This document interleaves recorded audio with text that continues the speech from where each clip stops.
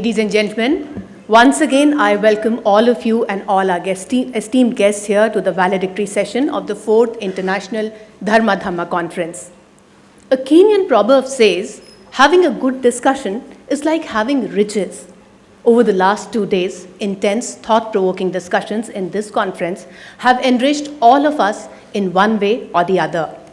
Relevance of dharma in polity was discussed at length, and we hope that the ideas generated here in this conference will continue to inspire us for a long, long time. किसी भी चर्चा की सार्थकता का सही आंकलन होता है कि चर्चा खत्म होने के बाद, मंच से लोगों के चले जाने के बाद भी उस चर्चा में उपजे विचार कितने दिनों तक हम सबको प्रेरित कर सकते हैं। इस उम्मीद के साथ कि हमारी ये चर्चा पिछले 2 दिनों की चर्चा सार्थक रही, हम समापन समारोह की शुरुआत करते हैं। I also request Dr. Shastri now to give us the welcome speech and also present the report of the conference. नमस्सभाभ्यः सभापतिभ्यश्च वो नमः।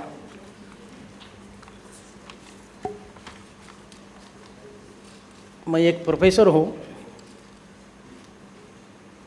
प्रोफेसर लोगों को माइक सामने मिल गया, वो बोलते ही चले जाते हैं, उनको कोई रोकने वाला नहीं होता है।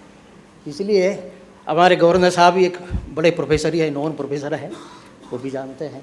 फिर भी मैं थोड़ा पॉइंट में इंग्लिश में लिख करके रखा हूँ, वो मैं पढ़ता हूँ। His Excellency Governor of Madhya Pradesh, Professor O.P. Kohli ji, Vedacharya Dr. David Frawley ji, distinguished guests and delegates. I feel great pleasure in welcoming you all to Dharma Conference on Dharma and Polity. You already know that this international conference is organized by Sanchi University of Buddhist and Indic Studies in association with Department of Culture, Government of Madhya Pradesh, and India Foundation, New Delhi. The word dharma is loosely translated as religion in English, which created misunderstanding among the people. Taking this word in this narrow sense, some people and the politicians and leaders say that there should not be any place for dharma in politics, so-called secularists. The conference is organized to remove this misconception, giving correct notion of dharma and to show the relation between dharma and politics. The central theme of this conference aimed at to focus on integrated approach of dharma and polity to develop a state based on social well-being. This conference is also aimed to focus on dharma being guiding principle for polity and exploring shared values to strengthen democracies worldwide. Its aim was to understand the dharma in a proper sense and use it in a proper sense, and any attempt to misuse it is checked and thwarted. I am happy to say that 3-day long deliberations of learned scholars and experts from all over the globe succeeded in accomplishing our objectives. There were six plenary sessions in which 24 learned scholars and experts expressed their view on dharma and polity. There were 15 academic sessions such as the role of dharma in state, significance of dharma in governance, dharma to ensure social security and justice, dharma and guiding principle towards fulfilling duties and responsibilities, and lastly, dharma as a pathway to sustainable development. In these sessions, almost 150 research papers were presented. All agreed that the word dharma is not just a religion, but it is used in several senses such as duty, morality, virtue, justice, law, and path of righteousness, and so on. The several scholars clearly explain that dharma is understood as the sustaining principle of the universe. See, they have quoted Dharmo Vishwasya Jagatah Pradishta, the foundational principle, sustaining principle of the universe is dharma. Dharma is understood as dharaka and niyamaka also. Dharaka, niyamaka, and sadhaka. 3. Dharaka, sadhaka, and niyamaka. All have expressed the same meaning. Now, see, they have quoted several Sanskrit verses, Abhyudaya Nishresa Siddhihi Dharmaha from Vaisheshika Sutra. That is, dharma is that which fulfills or which is a means to attain worldly prosperity and which leads to highest goal, the moksha. And dharma as a law is a niyamaka. Everyone and everything has its own dharma, such as swadharma, kutumba dharma, samaja dharma, rashtra dharma, raja dharma, and so on. Dharma consisting of 10 cardinal virtues, such as several people have scholars have quoted, Dhriti Kshama Damo Asteyam Shaucham Indriya Nigraha Dhir Vidya Satyam Akrodho Dashakam Dharma Lakshanam. In this sense, it is a cardinal virtues. We call it cardinal virtues common to all, irrespective of religion, race and sex. Dharma and polity are not opposed to each other. It is expressed by the scholars. There must be a reconciliation, synthesis between dharma and polity. To run the good government, politicians must follow these cardinal virtues. Ramarajya was based on morality. Therefore, it was a happy state. Nowadays, there is no place for morality in politics. That is the main cause of corruption and dishonesty in every field. Plato said, philosopher must be a king of state. He talks about philosopher king. The state he talks about philosopher king, this implies quality and morality based politics. This fourth International Dharma Conference became really very successful because of great academicians, scholars and delegates. I express my heartiest gratitude to all of them. Secondly, our family members of Sanchi University, that is, you may be surprised to know, everything, whatever you are seeing, all arrangement, every creation is made by our staff members, administrative, teachers and students. 12 days, within 12 days. Therefore, our students, teachers and administrative staffs worked very hard day and night, and since almost 1 month. I congratulate them for their hard work. Now, once again, sir, I welcome you. Thank you very much. Jai Hind.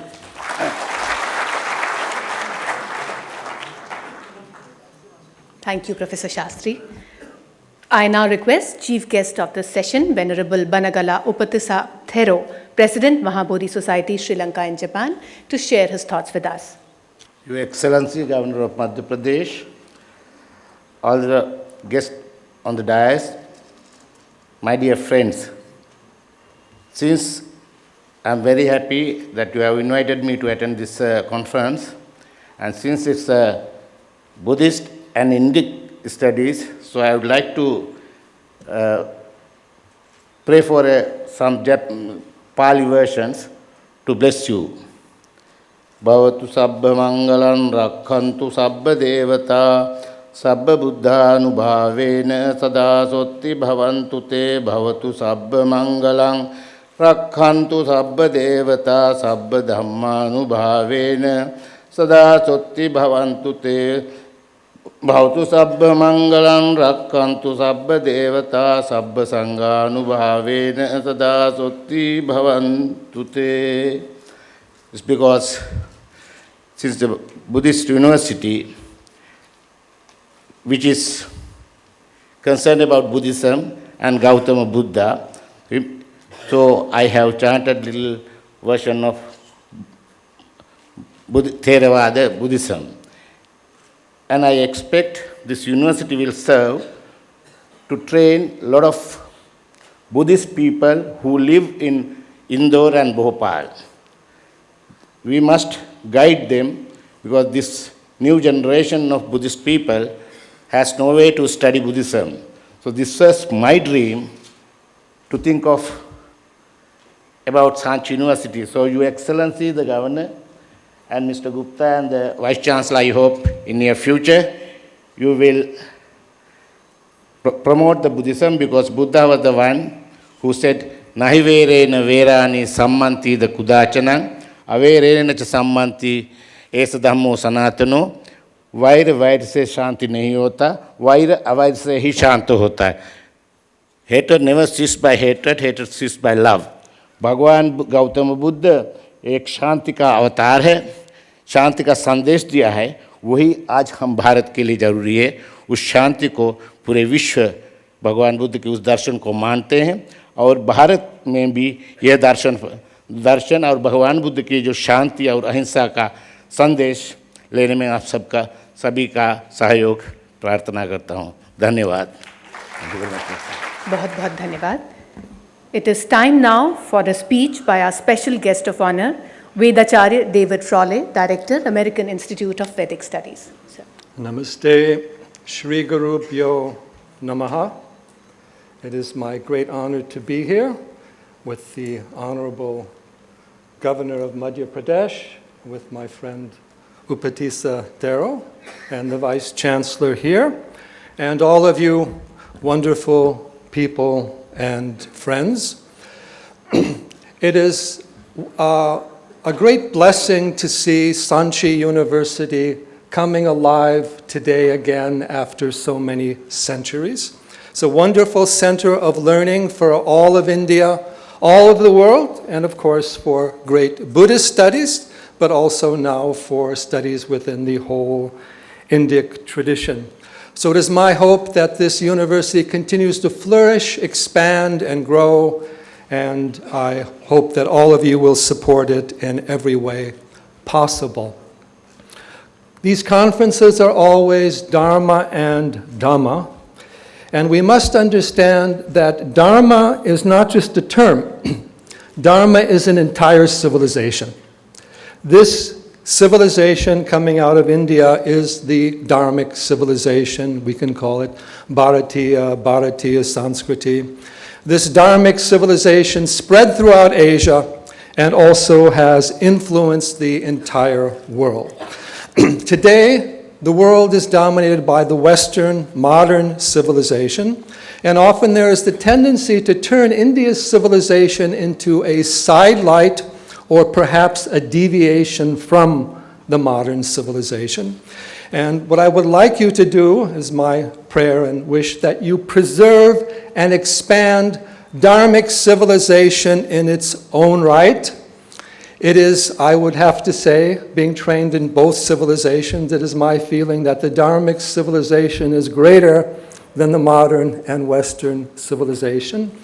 It was more expansive in the ancient times, and I believe it will be more expansive into the future as well. So let us use Sanchi to reawaken, to spread, and to share the whole of the Dharmic civilization on all levels of art, culture, spirituality, science, medicine, language, yoga, everything that goes along with that.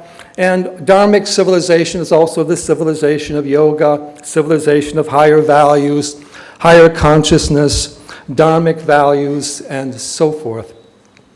Our topic has been Dharma and polity, or Dharma and governance, which in Dharmic civilization always go together. The fundamental principle of all Dharmic culture, extending also to the governance, is the unity of all beings and the unity of all existence. In Vedas, we have Ekameva Dvitiyam Brahma, Sarvam Kalvidam Brahma. We have the interdependence, the unity taught, the voidness taught in the Buddhist tradition. So the foundation is that we are all one in consciousness. We are all one self, or Paramatma. This has to be the basis not only of the spiritual life, but also of culture and also of governance today. In India, there is this ancient Vedic Purusha Sukta, where they speak of how the different aspects, classes of society, develop from the different limbs of the Purusha. But there is a general failure to remember that the first thing it is teaching is that there is one unitary social organism, and everything every group or individual does is just a function of that particular organism. So that unity of the social organism has to be restored on all levels. And also then, the problem is always the differentiation of functions, you know. Each individual is different according to gunas and karmas. Different functions are necessary in society. And today, we have a much greater diversity of functions than even in the ancient times jobs of various types. And today, we not only have human beings in the civilization, even to some extent nature, we also have many machines, technology, computers. In fact, it is now said that probably more than 50% of the jobs people are doing today will be automatized in the next 20 or 30 years. So we have to redefine, accepting the unity of the social organism, but redefine all the different roles and functions that it has. Now, the modern world is dominated by democracy. India is also a democracy, and democracy is necessary. But for democracy to truly flourish, it must be based upon dharmic values and a recognition of the unity of all human beings, all life, and all existence. The problem with Western democracy today, it is a materialistic system based upon the pursuit of desire. America's Declaration of Independence say we have life, liberty, and the pursuit of desire as our rights. But the pursuit of desire takes us into selfishness, domination, and control. So we need to redefine democracy with dharmic values, which is not self-assertion but self-abnegation, which is not promoting each individual for him or herself, which is the current tendency today, but honoring the whole and working together for the benefit of the whole and for the liberation and development of consciousness in humanity, not just simply material gains. And then this leads us to, I would say, the main point I would like to raise today is that dharmic culture and civilization rest upon and is expressed through karma yoga, first of all. Karma yoga is service, but I would like to redefine karma yoga for you today. Karma yoga I see as the pursuit of excellence in all aspects of life, but the pursuit of excellence for the good of all and for the unitary consciousness behind all. So we should do our best, not for ourselves and our personal rewards, but as an offering to the divine or an offering for the benefit of all living beings. Then we will gain a much greater capacity because we will open ourselves to the energies of the conscious universe, to all the powers of nature. And since we are not acting out of self-interest, we will have a deeper perception, a greater awareness, and a greater capacity for synthesis.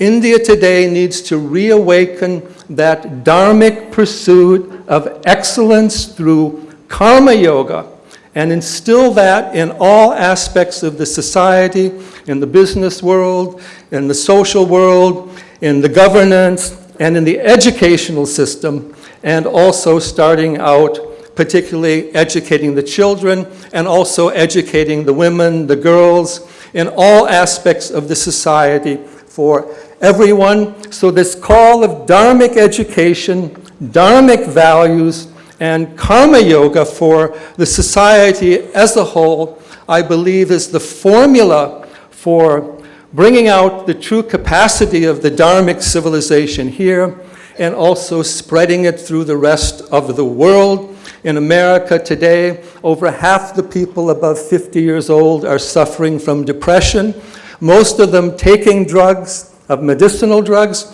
In spite of democracy, in spite of modern education, we need the dharmic values, the dharmic practices, yoga, meditation, Hinduism, Buddhism, Vedic studies. So let Sanchi be a light of that deeper knowledge, dharmic knowledge for all of humanity, and let that light shine from here. And I'm very happy there have been so many wonderful scholars presenting papers, awakening that light, and let's find a way also to bring it to the people, the individual, the children, embracing everything from the most local rituals and honoring of nature to the highest self-inquiry and deepest meditation, embracing this entire universe of consciousness so that we are no longer human civilization against nature, but we are human civilization as the expression of the eternal and universal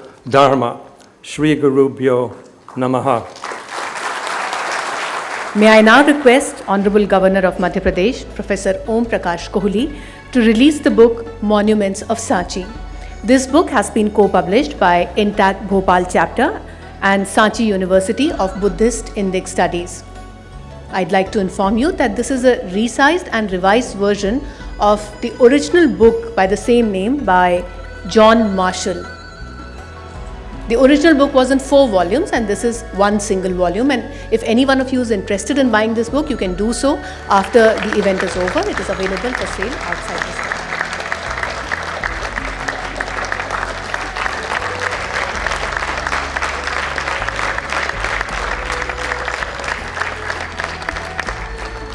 I now request Honorable Governor Professor Om Prakash Kohli, who is also the chair for this session, to deliver the presidential address.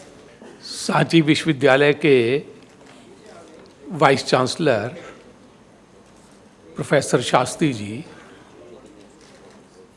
मंच पर उपस्थित विद्वज्जन, Mahabodhi society के अध्यक्ष श्री थेरो जी, पद्म विभूषण आचार्य फ्रावले जी,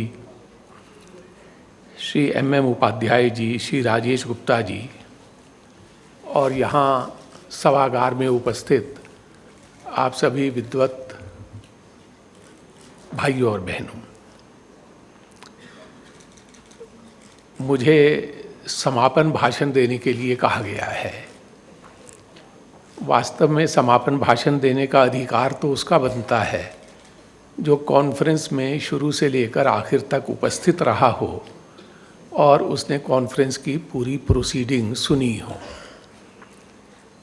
मैंने तो इससे पहले के सत्रों में भाग लिया नहीं, तो भी कुलपति जी ने कॉन्फ्रेंस का निचोड़ हमारे सामने रखा है। उसको आधार बनाकर मैं कुछ बातें आपके सामने रखूंगा। धर्म और राजनीति सुनने में लगता है कि जैसे विरोधी चीज़ें हैं।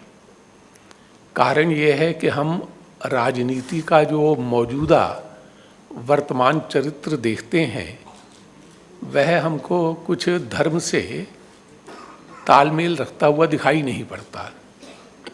हम देखते हैं राजनीति में सत्ता लोलुपता, हम राजनीति में देखते हैं भ्रष्टाचार, हम राजनीति में देखते हैं सत्ता का मोह, हम राजनीति में देखते हैं हिंसक प्रतिद्वंद्विता, और जितनी भी कलुषित चीज़ें होती हैं वो सब हमको राजनीति में दिखाई पड़ती हैं। तो राजनीति के इस स्वरूप को और चरित्र को देखकर मन में प्रश्न पैदा होता है कि इसका धर्म से क्या नाता हो सकता है। यह पहली प्रतिक्रिया पैदा होती है और लगता है धर्म एक अलग चीज़ है और राजनीति एक अलग चीज़ है।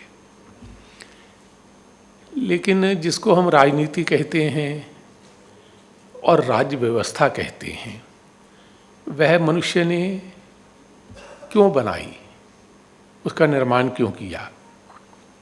मनुष्य ने अपने सुख के लिए बहुत सी व्यवस्थाएं, अपने कल्याण के लिए बहुत सी व्यवस्थाएं निर्मित की हैं। उनमें से एक व्यवस्था राज व्यवस्था भी है। राज व्यवस्था का उद्देश्य है राज्य के नागरिकों का, प्रजा का सुख, मंगल और कल्याण हो। तो प्रजा का सुख, मंगल, कल्याण, ये राज व्यवस्था का उद्देश्य है। और धर्म का उद्देश्य भी क्या होता है? अभी मुझसे पूर्व कहा गया कि धर्म का उद्देश्य भी मानव का मंगल, मानव का कल्याण करना है।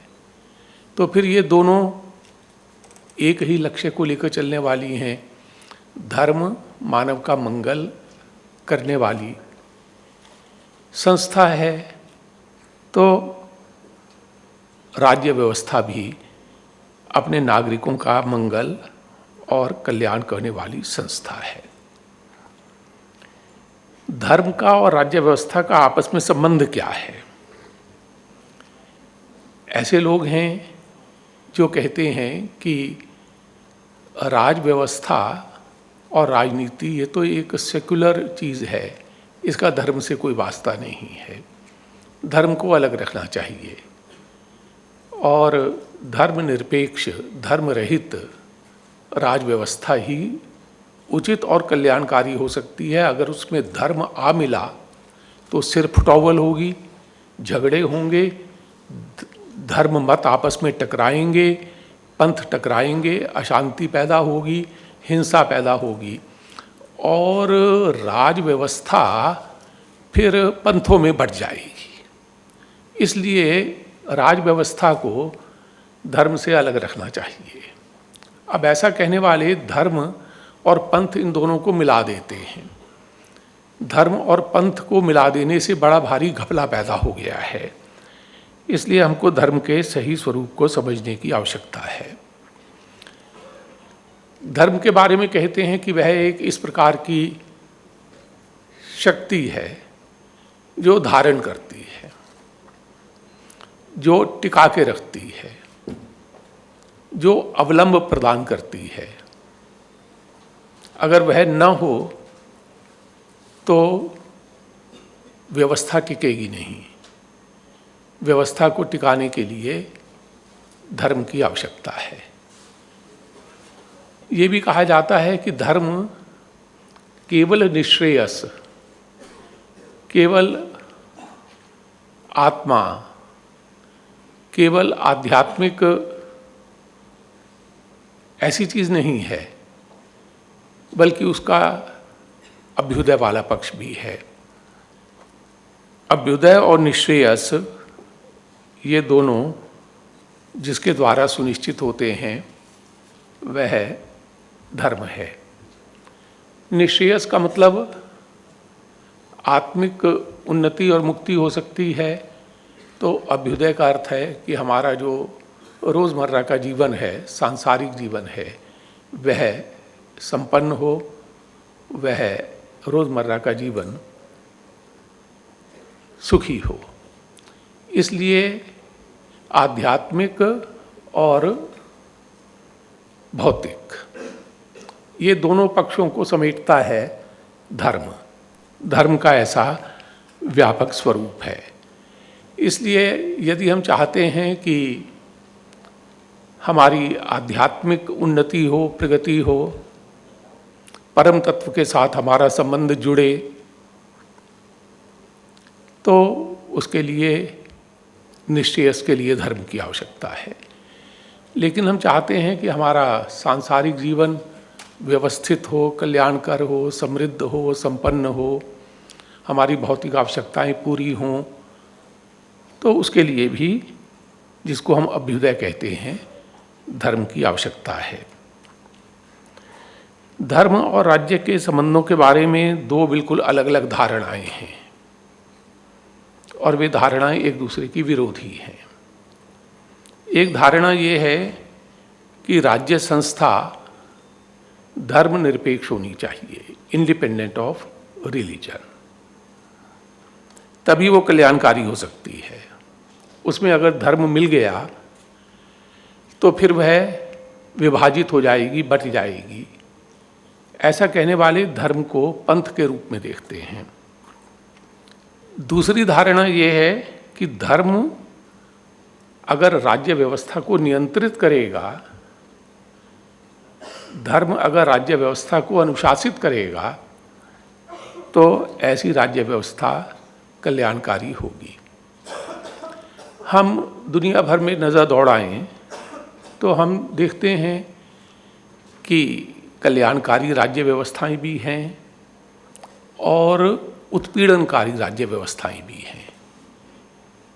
कल्याणकारी राज्य व्यवस्थाएं किसी न किसी रूप में धर्म के द्वारा अनुशासित और नियंत्रित हैं। फिर धर्म की परिभाषा आप जो चाहे करें, और उत्पीड़नकारी व्यवस्थाएं वे हैं जो धर्म के द्वारा शासित नहीं है, जो धर्म को अलग करके चलती हैं। इसलिए हमारे सामने प्रश्न ये है कि हम किस प्रकार की राज व्यवस्था चाहते हैं। कल्याणकारी राज व्यवस्था चाहते हैं कि उत्पीड़नकारी राज व्यवस्था चाहते हैं। और यदि हम कल्याणकारी राज्य व्यवस्था चाहते हैं तो राज्य पर धर्म के अनुशासन और नियंत्रण की ज़रूरत महसूस होती है। धर्म की संकल्पना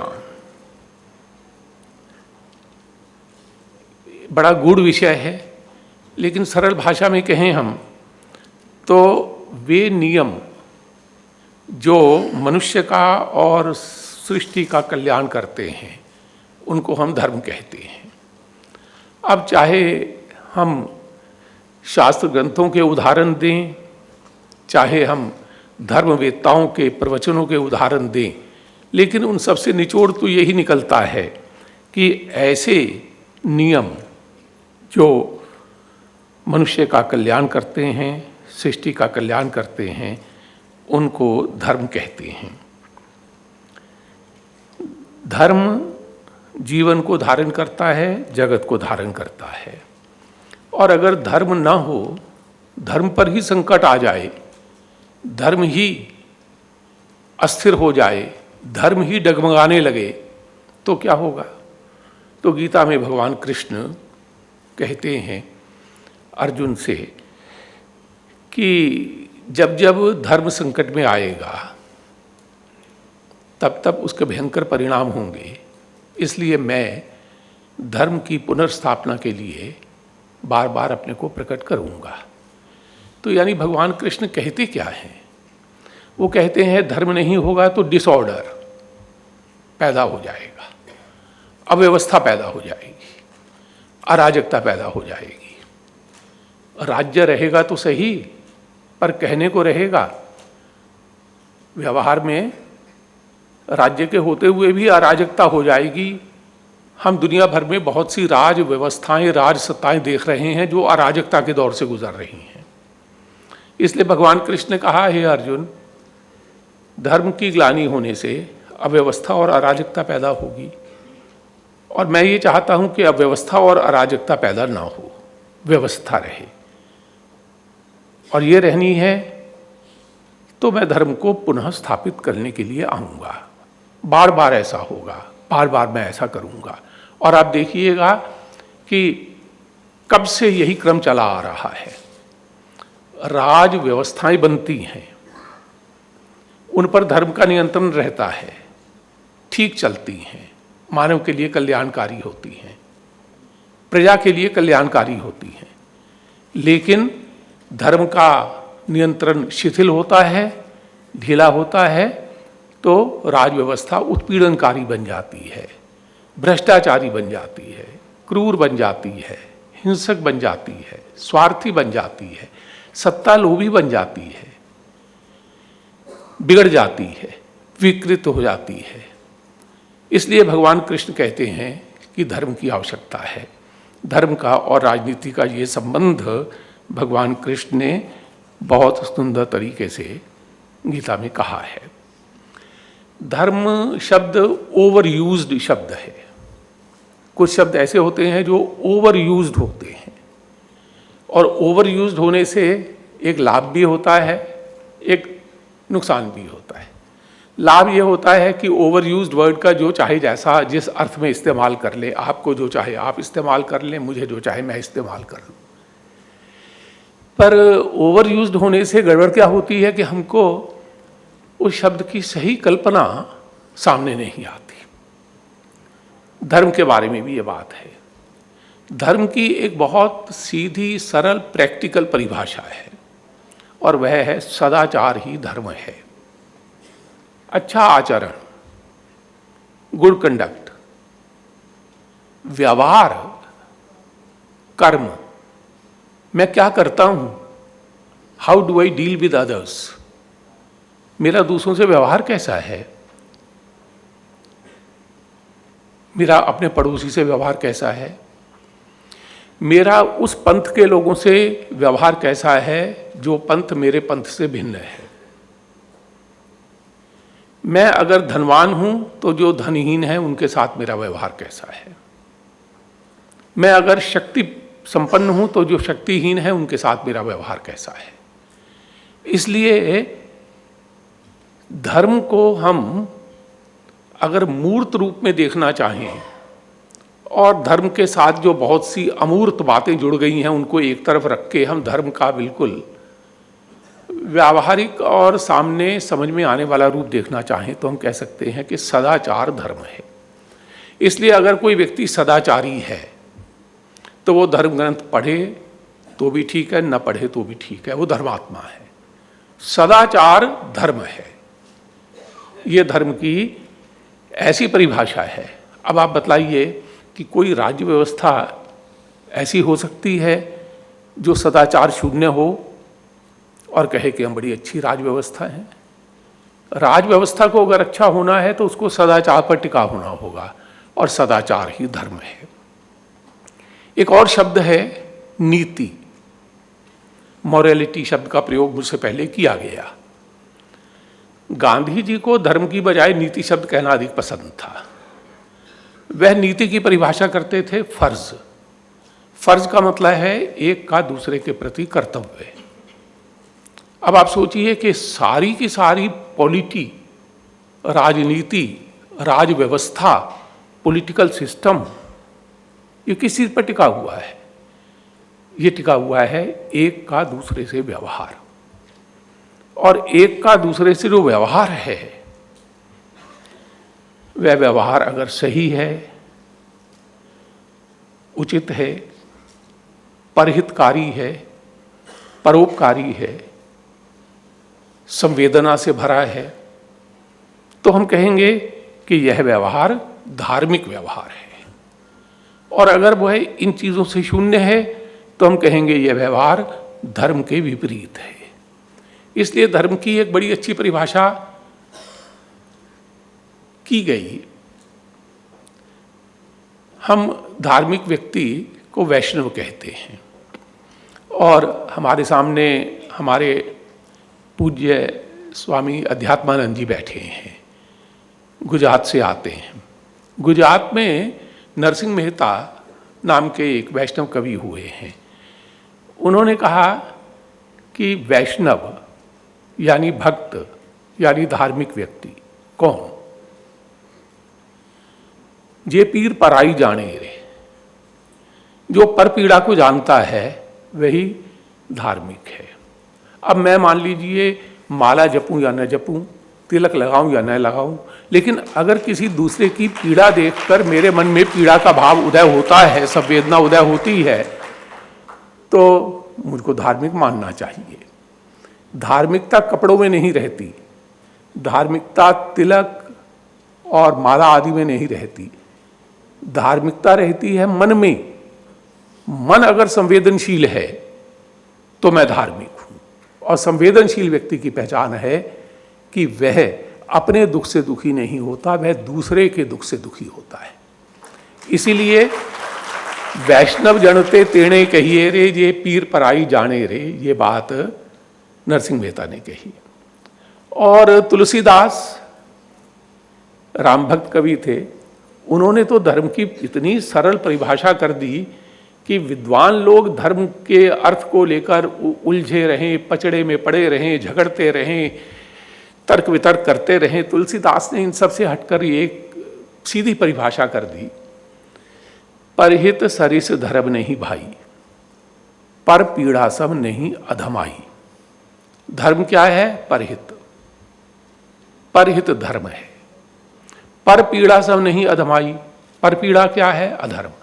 अब सोचिए कि अगर मैं पर पीड़ा में संलग्न होता हूं तो मैं अधार्मिक हूं, चाहे मेरे पास कितनी बड़ी सत्ता क्यों ना हो, चाहे मेरे पास कितनी बड़ी राज सत्ता क्यों ना हो, मैं कल्याणकारी नहीं हो सकता। इसलिए धर्म का प्रकट रूप है सदाचार, धर्म का प्रकट रूप है नीति, धर्म का प्रकट रूप है कर्तव्य। अब मैं आपसे प्रश्न करूं कि क्या आप एक ऐसी राज व्यवस्था चाहते हैं जिसमें सदाचार ना हो? क्या आप ऐसी राज व्यवस्था चाहते हैं जिसमें नीति ना हो? जो अनीति पर चलती हो। क्या आप ऐसी राज व्यवस्था चाहते हैं जिसमें कर्तव्य पालन की भावना ना हो?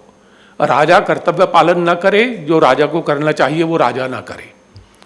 प्रजा कर्तव्य पालन ना करे, जो प्रजा को करना चाहिए वो प्रजा ना करे।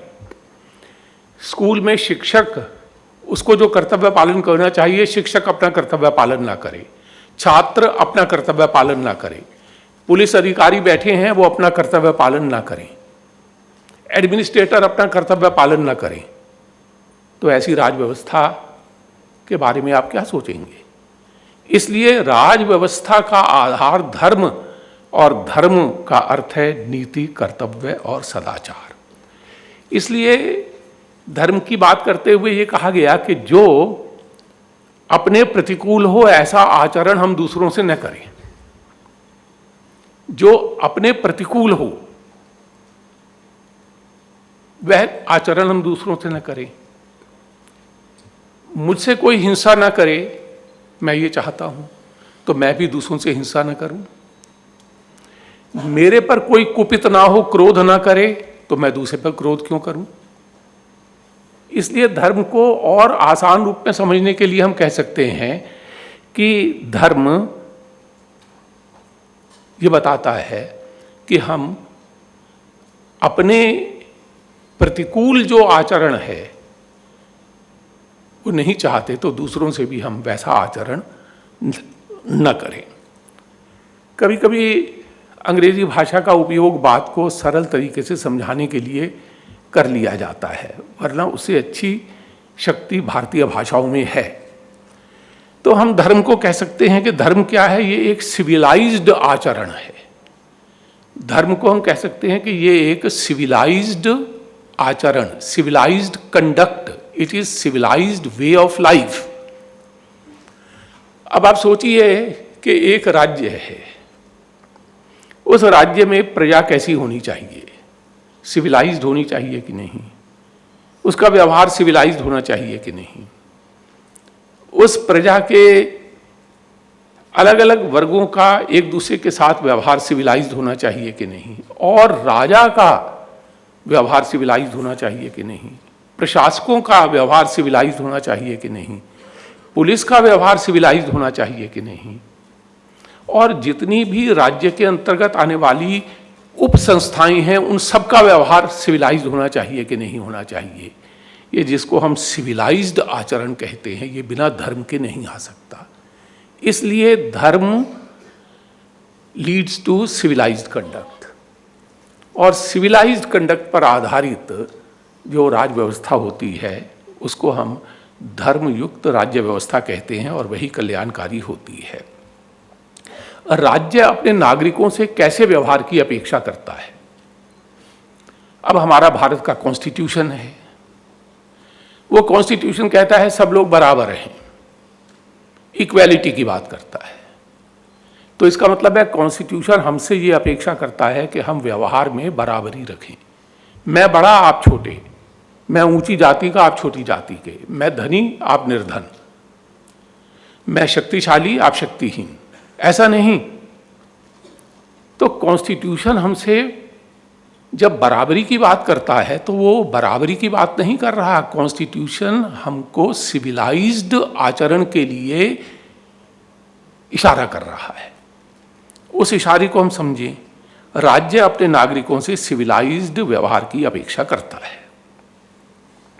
महाभारत में भीष्म ने धर्म के लक्षण दिए हैं।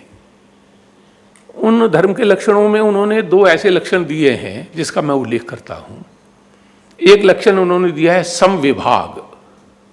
समविभाग का अर्थ है कि चीजों को उचित तरीके से बांट कर भोग करो। समविभाग, सही तरीके से बांट कर चीजों का उपयोग करो।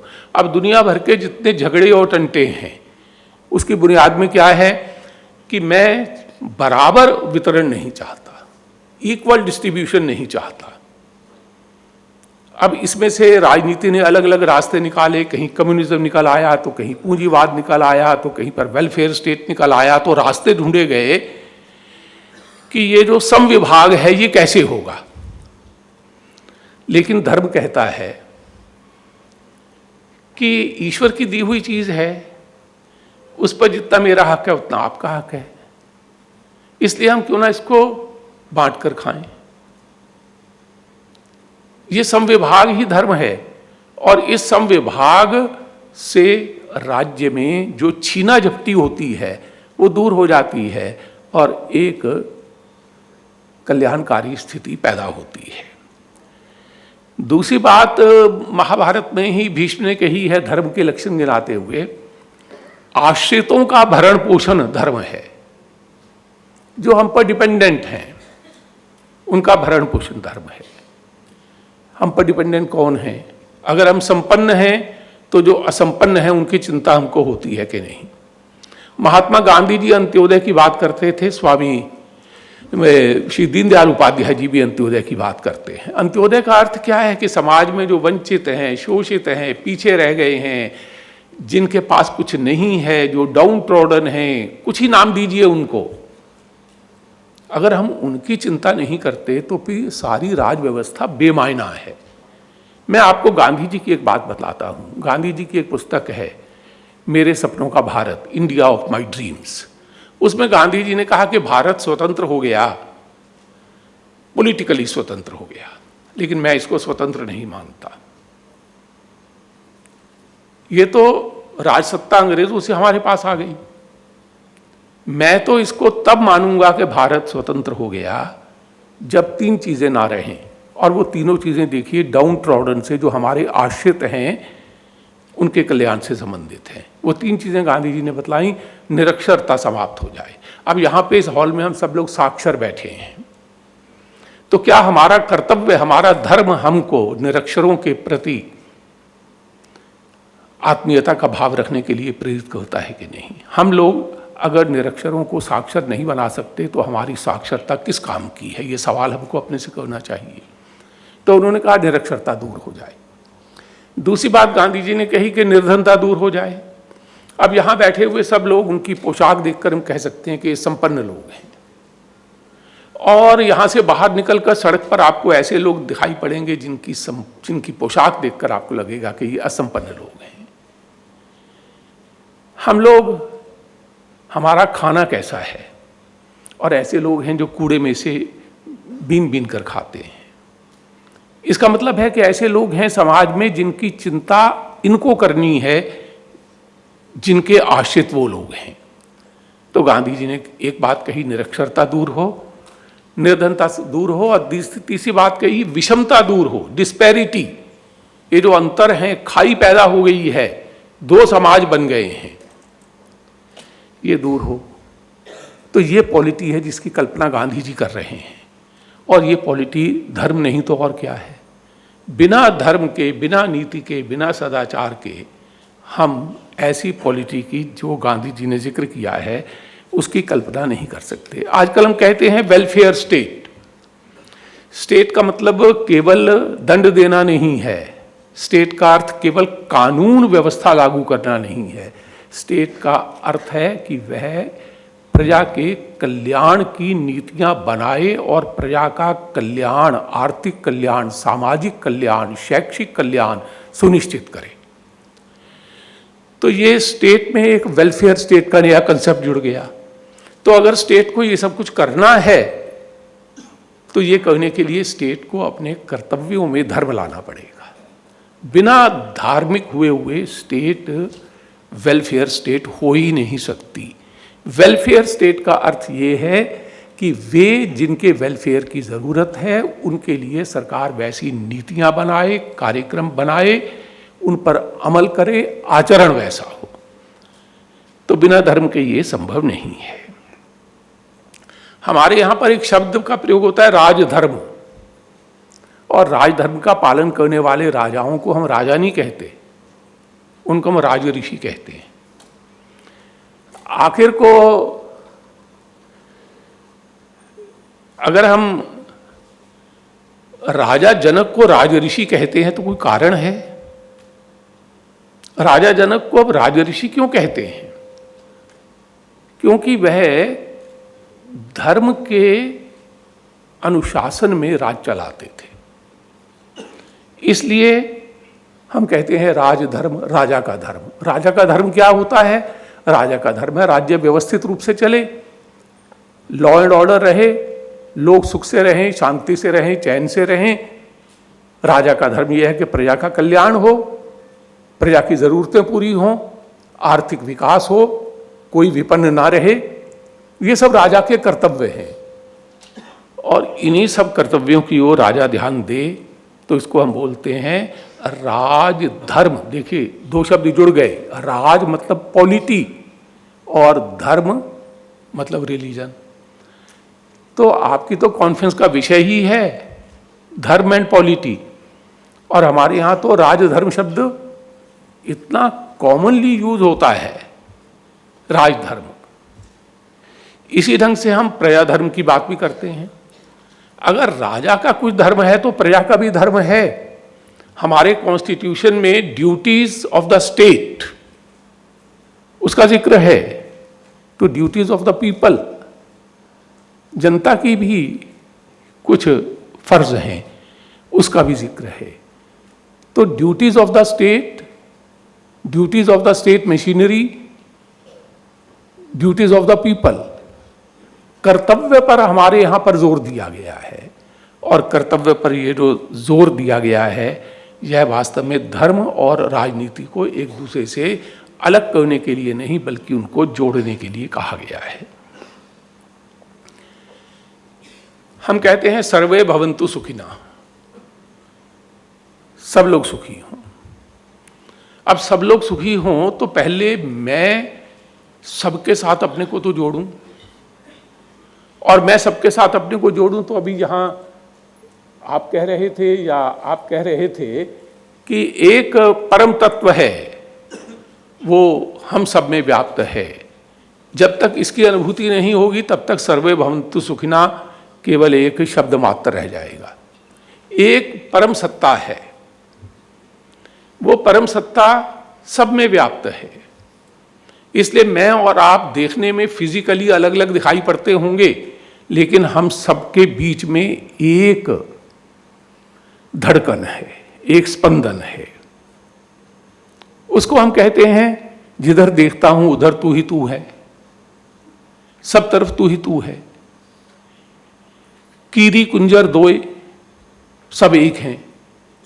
तो ये जो अनेकता में एकता है, यूनिटी इन डाइवर्सिटी है, ये यूनिटी इन डाइवर्सिटी ही वास्तव में धर्म है।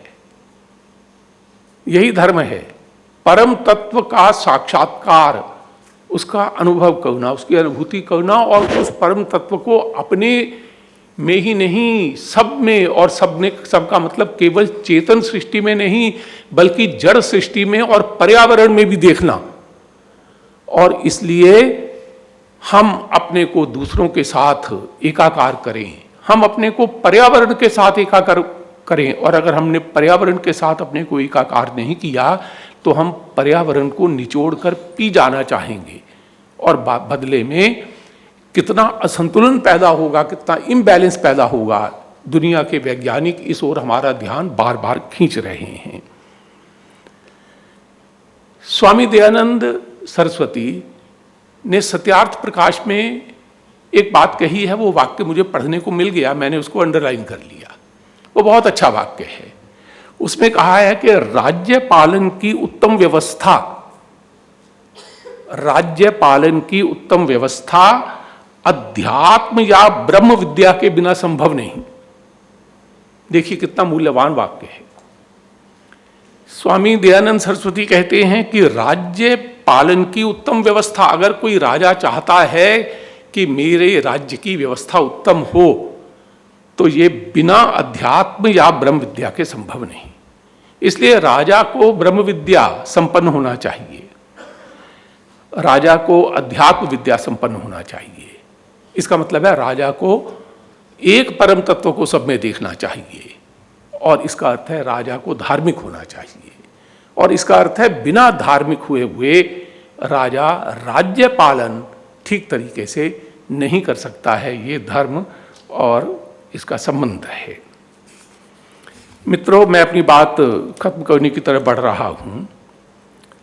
राजा का धर्म अगर कोई कहे कि एक वाक्य में बतलाओ तो उसका उत्तर है प्रजा सुखी रहे। राजा का धर्म है प्रजा सुखी रहे।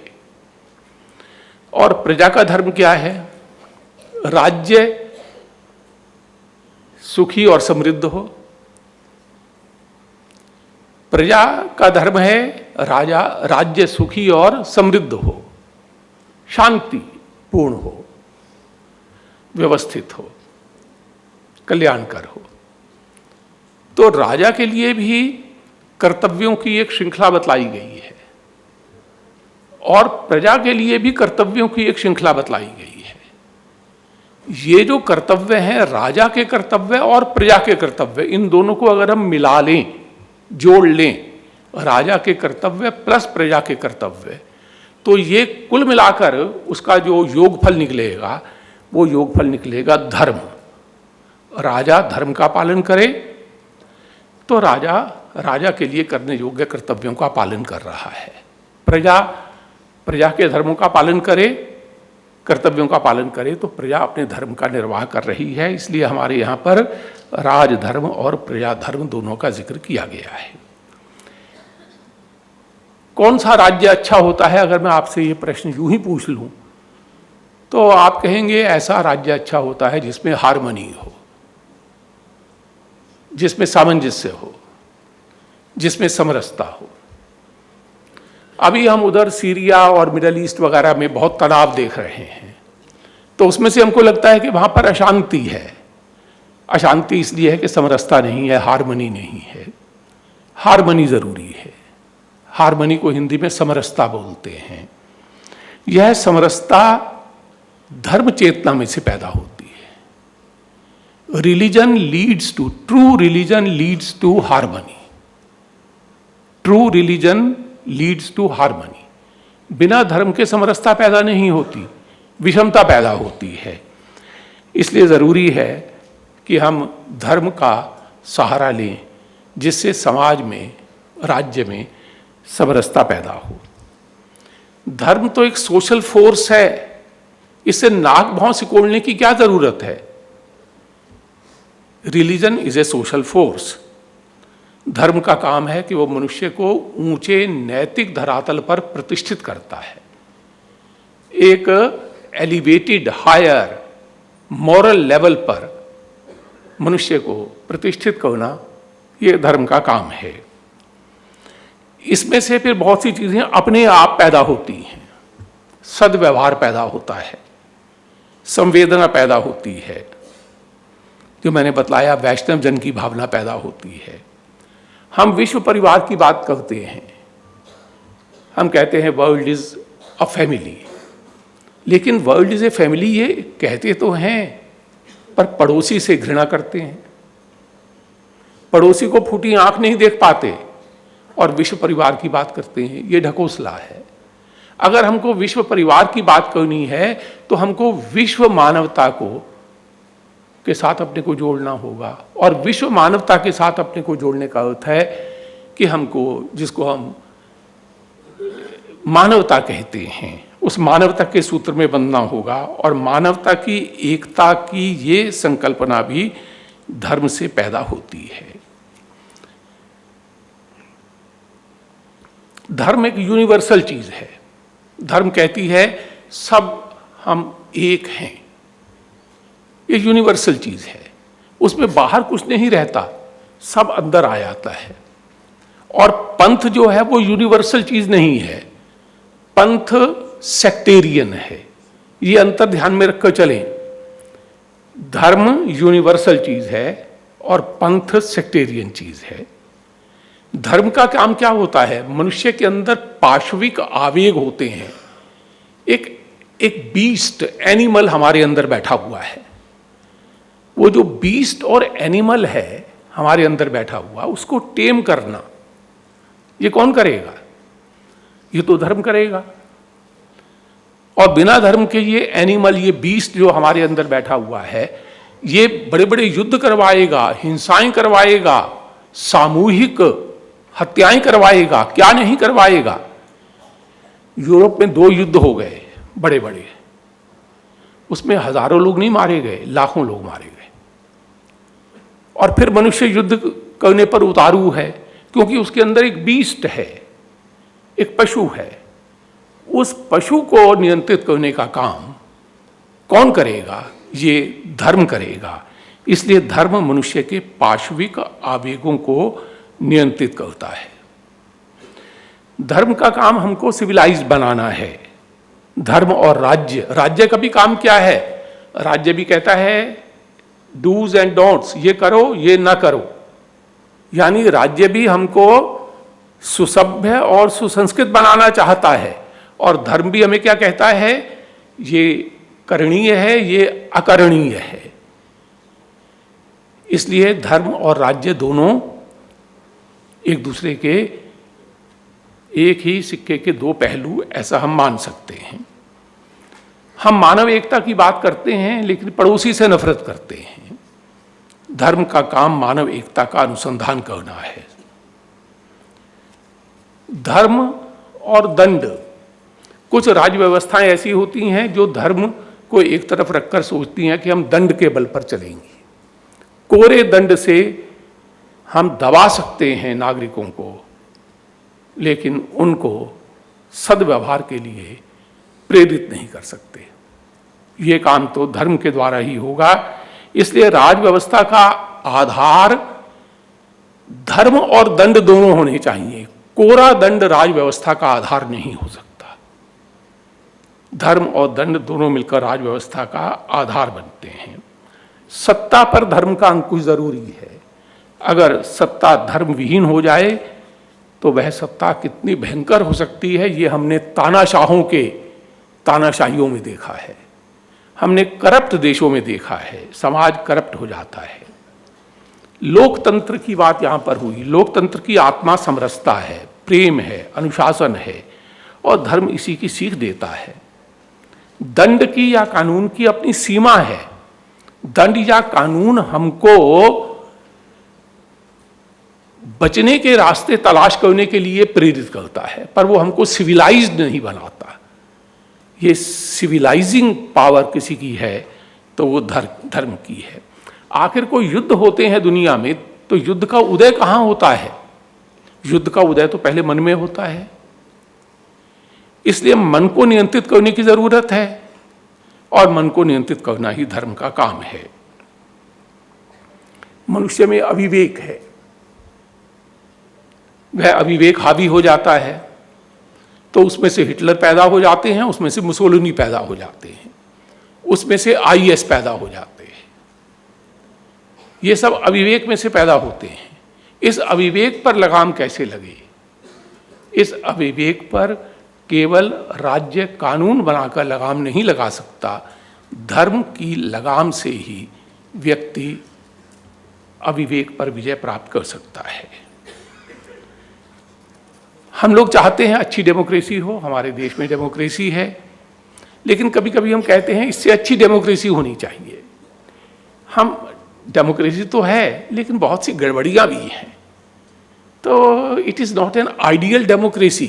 अब what is your concept of ideal democracy पता नहीं, लेकिन जिसको आप आइडियल डेमोक्रेसी चाहते हैं, कहते हैं, सोचते हैं, उस आइडियल डेमोक्रेसी का अधिष्ठान कोई हो सकता है तो वो नैतिकता ही हो सकती है, धर्म ही हो सकता है। देखिए, संविधान की रचना करके उसमें बड़ी अच्छी अच्छी बातें लिख देना तो आसान है, लेकिन वह अगर लोगों के आचरण में ना उतरे तो वो संविधान में लिखी हुई बातों का क्या है? संविधान तो कहता है सब बराबर हैं,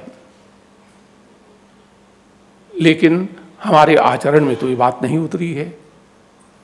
तो संविधान में लिखी बातों को भी आचरण में उतारना है तो संविधान शुड टेक हेल्प फ्रॉम धर्म। धर्म का सहारा संविधान को भी लेना पड़ेगा। इसके बिना संविधान में लिखी बातें बहुत ऊंची ऊंची भव्य आदर्श बातें तो होंगी, पर वह व्यवहार में और आचरण में नहीं उतर पाएंगी।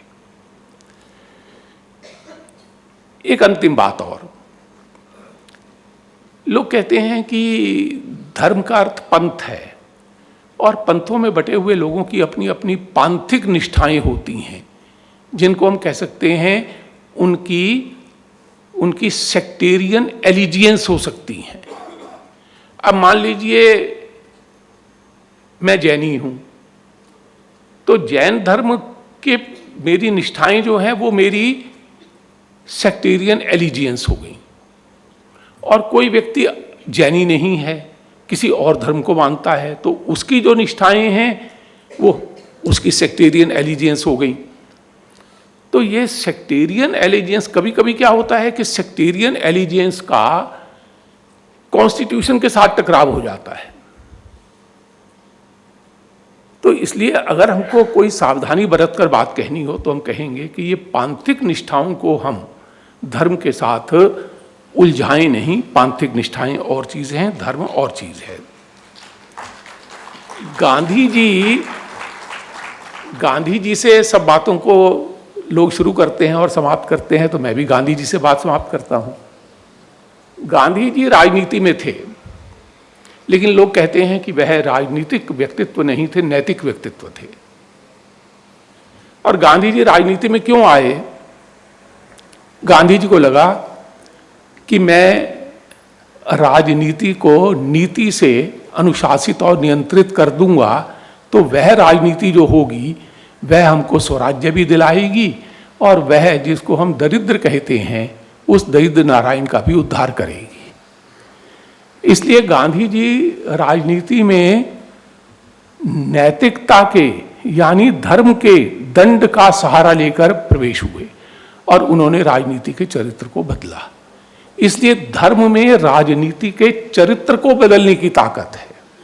गांधी जी ने ये कर दिखाया। गांधी जी की राजनीति तथाकथित राजनेताओं की राजनीति से बिल्कुल अलग थी। गांधी जी की राजनीति में दरिद्र केंद्र में रहता था। गांधी जी की राजनीति में हम दूसरे को ताकत से दबा दें और अपनी बात मनवा लें ये नहीं था, बल्कि हम दूसरे को मना लें, अपने अनुकूल बना लें, ये बात थी। इसलिए गांधी जी ने नीति, जिसको वो धर्म कहते थे, उस पर आधारित राजनीति का एक नया मॉडल उपस्थित किया। गांधी जी ने देश को, दुनिया को नीति पर आधारित राजनीति का भी एक मॉडल हो सकता है। वो क्या हो सकता है, उसको गांधी जी ने चरितार्थ करके दिखाया। अहिंसा से, नीति से दूसरे का हृदय बदल कर भी हम चीजें कर सकते हैं। यही गांधी जी के लिए नीति थी, यही गांधी जी के लिए धर्म था। और इसलिए गांधी जी के जीवन में कभी ये दुविधा पैदा नहीं हुई कि धर्म और राजनीति, इनके द्वंद्व को लेकर क्या करें, धर्म अलग है, राजनीति अलग है। ये तो हम लोगों के जीवन में ऐसे प्रश्न खड़े होते रहते हैं, हम इन प्रश्नों में अपना माथा खपाते रहते हैं, उलझे रहते हैं। गांधी जी के लिए धर्म और राज, उसमें कोई टकराव की बात ही नहीं थी। वो तो मानते थे कि राज व्यवस्था भी नीति पर आधारित होनी चाहिए और वो नैतिक सिद्धांतों और नियमों से चालित होनी चाहिए। इसलिए मित्रों, आपने जो अपनी 2 दिन की, 2.5 दिन की यह कॉन्फ्रेंस की, इसमें आपने इस प्रश्न के विभिन्न आयामों को अपने अपने तरीकों से देखा होगा। लेकिन हम 2 प्रकार की राज व्यवस्थाओं की कल्पनाएं करें। एक ऐसी राज व्यवस्था जिस पर धर्म का नियंत्रण और अनुशासन नहीं है, ये राज व्यवस्था हमको कहाँ ले जाएगी। और दूसरी ऐसी राज व्यवस्था की कल्पना करें जिस पर धर्म का और नीति का अनुशासन है, वो हमको कहाँ ले जाएगी। ये 2 मार्ग हैं। इन 2 में से हम कौन सा मार्ग चुनें, यह हम लोगों के विवेक पर निर्भर करेगा। हमारे महापुरुषों ने और हमारे ही देश के महात्मा गांधी जी ने हमको बताया कि धर्म और राजनीति का विरोध नहीं है, ये अविरोधी चीज़ें हैं। नीति और राजनीति का विरोध नहीं है, ये अविरोधी चीज़ें हैं। ये तो हम लोगों ने बेकार का विरोध पैदा करके रखा हुआ है कि राजनीति एक अलग चीज़ है। और कभी कभी हम कहते हैं कि जैसे अनीतिवान होना ही पॉलिटिकल होना है, ऐसा कहते हैं। ये क्या है कि he is a political person, यानी नीति से जिसका कोई लेना देना नहीं, वो व्यक्ति पॉलिटिकल होता है। हम कहते हैं ये this is my political stand, as if this has nothing to do with morality. हमने मॉरलिटी को और राजनीति को एक दूसरे से भिड़ाने के लिए आमने सामने कर दिया है। इन दोनों में सामंजस्य स्थापित हो, ये दोनों निकट आएं, एक दूसरे की गलबाही करें, गले में हाथ डालें, तो ही कल्याण होगा। और आपकी ये जो 2-2.5 दिन की कॉन्फ्रेंस रही होगी, उसमें इन सब चीज़ों का विचार किया होगा। मुझे यहाँ आकर आपके बीच में कुछ कहने के लिए कहा, मैं बहुत बहुत आभारी हूँ, धन्यवादी हूँ। आए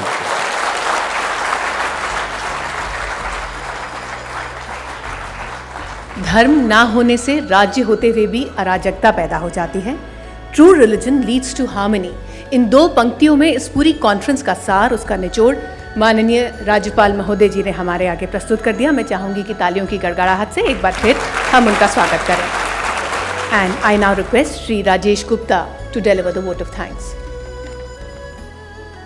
हम इस कार्यक्रम के अंतिम पड़ाव पे आ गए हैं और मेरे लिए अत्यंत हर्ष और गर्व की बात है कि मुझे सांची विश्वविद्यालय के द्वारा आयोजित धर्म और पॉलिटी विषय पर चतुर्धर्म सम्मेलन में सभी गणमान्य प्रतिभागियों के प्रति कृतज्ञता ज्ञापित करने का सौभाग्य प्राप्त हुआ है, जिन्होंने अपनी उपस्थिति से इस आयोजन को आशीर्वाद दिया है, हमें गौरवान्वित किया है।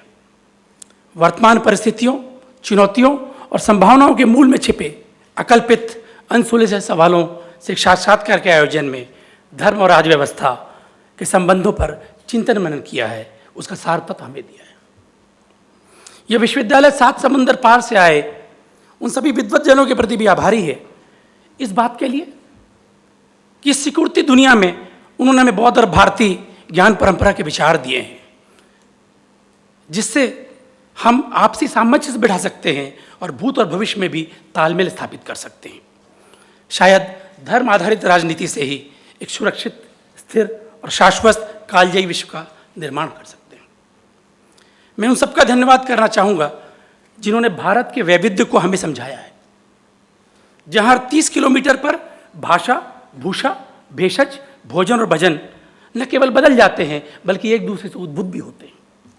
नानात्व में एकत्व, यूनिटी इन डाइवर्सिटी, सबका साथ, सबका विकास। हमें विद्वतजनों ने बताया है कि धर्म धारक भी है और नियामक भी और नियंत्रक भी। व्यवस्था तभी बनती है जब समाज उसको धारण करता हो, धारण करने वाला समाज हो, नियामक की अर्जुनी सेना हो और नियंत्रक के लिए कृष्ण रूपी लीडरशिप हो। जब तीनों साथ हो, एक ही काल में, एक ही देश में। आपने हमें यह भी बताया कि धर्म के मर्म को समझने के लिए कर्म पर आश्रित होना पड़ता है।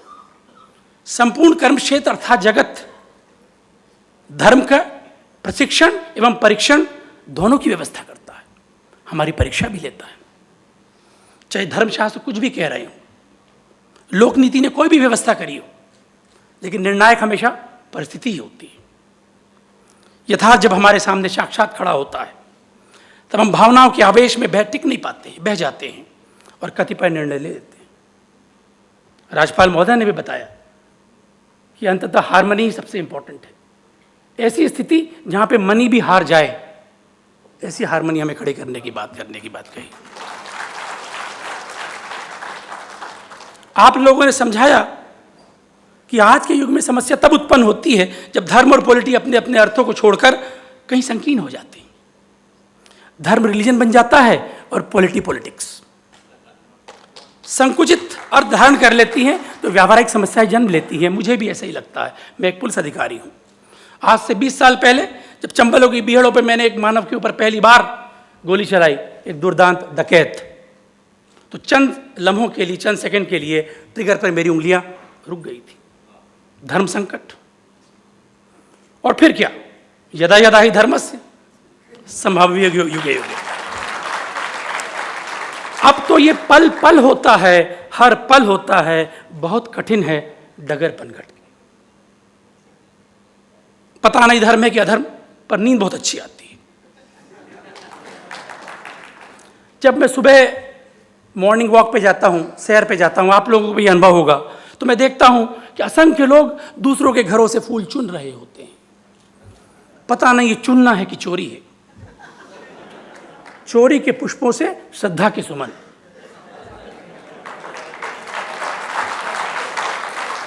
पहले दूसरों के घर से, फिर पेड़ से, फूल से तो किसी ने पूछा ही नहीं कि तेरा धर्म क्या है, पुष्प की अभिलाषा। मैं इंटेक के मध्य प्रदेश चैप्टर को धन्यवाद देना चाहूँगा कि उन्होंने सांची विश्वविद्यालय के साथ जॉन मार्शल की दुर्लभ कृति को नए स्वरूप में उपलब्ध कराया है और अपने प्राकथन में बताया है कि भले ही तथागत बुद्ध के कदम सांची में न पड़े हों, लेकिन निसर्ग ने इसी स्थान को ज्ञान के प्रसार के लिए चुना है। बौद्ध धर्म पूरी दुनिया में यहीं से विस्तारित हुआ है। ज्ञान के प्रसार का कार्य कहीं अधूरा रह गया है, सांची विश्वविद्यालय इसे पूरा करेगा। 4 में से 3 द्वार कुछ खंडित हैं, एक द्वार बचा हुआ उत्तर का, जिसमें बुद्ध कहीं अंदर में बैठे हुए मुस्कुरा रहे हैं और हमें अनंत सकारात्मक ऊर्जा और प्रेरणा दे रहे हैं और वही कह रहे हैं कि उठो पार्थ, गांडी संभालो। सांची विश्वविद्यालय अंतर्राष्ट्रीय धर्म सम्मेलन और कॉन्फ्रेंसों की श्रृंखला से ये कार्य करता रहेगा। मैं पद्म भूषण वामदेव वेदाचार्य डेविड फ्रोले जी का आभारी हूँ, जो इस सांची विश्वविद्यालय के साथ शुरू से जुड़े हुए हैं, सतत हमारा मार्गदर्शन करते हैं। उनका सानिध्य हमेशा सदा प्रेरणा देता है। मैं आभारी हूँ वेनेगल उपस्थित नायक थेरो जी का, जो ये दर्शाते हैं कि श्रीलंका सदा ही भारत के साथ खड़ा हुआ है और सांची विश्वविद्यालय को पूरा सपोर्ट कर रहा है। हम आपके बहुत बहुत आभारी हैं। महामहिम राज्यपाल महोदय प्रोफेसर ओपी कोहली जी, आपकी उपस्थिति ने इस कार्यक्रम के गौरव को बढ़ाया है। हम आपको केवल राज्यपाल नहीं, उससे कहीं अधिक एक एकेडमिशियन, एक स्कॉलर, एक ज्ञान के पुंज के रूप में देखते हैं, प्रेरणा लेते हैं। आज हमें दोहरा लाभ हो गया है, हमारे दोनों हाथों में लड्डू हैं। आपका आना यह लगभग असंभव था, आपने संभव कर दिखाया। हम आपके बहुत बहुत आभारी हैं। आपने इतने सुंदर तरीके से समझाया, मैं यही कहूंगा कि कोरा कागज था मन मेरा, लिख दिया नाम इस पे। आज 21 तारीख को महामहिम सीधे शहीद स्मृति दिवस के परेड से इस कार्यक्रम में पधारे हैं, पराक्रम के क्षेत्र से पांडित्य की चौखट पर। शौर्य और विवेक, धर्म आधारित राज्य व्यवस्था की 2 आयाम में आपने ऐसा बताया है। शिवाकृति युक्त महागुरु कौटिल्य आज हमसे कह रहे हैं कि द्विध्वजा को सदा फहराते रहना, वो हमें संदेश दे रहे हैं और अपनी भ्रिकुटियां ताने एकटक हमें देख रहे हैं, मानो कह रहे हो कि मनु बाबा की बात सुनी, बाबा को भूल मत जाना, धर्मो रक्षति रक्षति। कारण और प्रभाव दोनों का नियोजन, दोनों का समायोजन, दोनों का एकीकरण। यहाँ पे 2 सांस्कृतिक कार्यक्रम भी हुए हैं, एक हस्तिनापुर का नाटक और दूसरा बालीवध, जो बहुत ही समीचीन थे और बहुत ही प्रभावी थे। मैं उन सभी कलाकारों को, आयोजकों को धन्यवाद देना चाहूँगा। मैं इस कार्यक्रम के आयोजक और विशेष करके India foundation, Ram Madhav, professor SR Bhatt, जो कतिपय कारणों से आज नहीं है यहाँ पे, धन्यवाद करना चाहूँगा कि जिनकी मेहनत से, समर्पण से ये आयोजन सारगर्भित और जीवंत हुआ है, जिन्होंने ज्ञान के प्रकाश पुंजों को एकत्रित किया है। ये स्वर्ण कलश, ये कॉन्फ्रेंस इनसे जगमग हो गई है, आलोकित हो गई है। और अंत में मैं उन सबका धन्यवाद करना चाहूँगा जिन्होंने नेपथ्य में काम किया है, जो सिर्फ कर्म करते हैं, बोलते नहीं, दिखते भी नहीं शायद, जो प्रकृति के पीछे की माया के पुरुष हैं और इस आयोजन के खेवनहार हैं। जैसे कि आपने बताया कि उन्हें एक्सप्लेनेशन से मतलब नहीं है, उन्हें एक्सपीरियंस से मतलब है, एक्सीलेंस से मतलब है। वो उस परम तत्व के उपासक हैं। ऐसी परम परा वालों को मेरा कोटि कोटि नमन। धन्यवाद।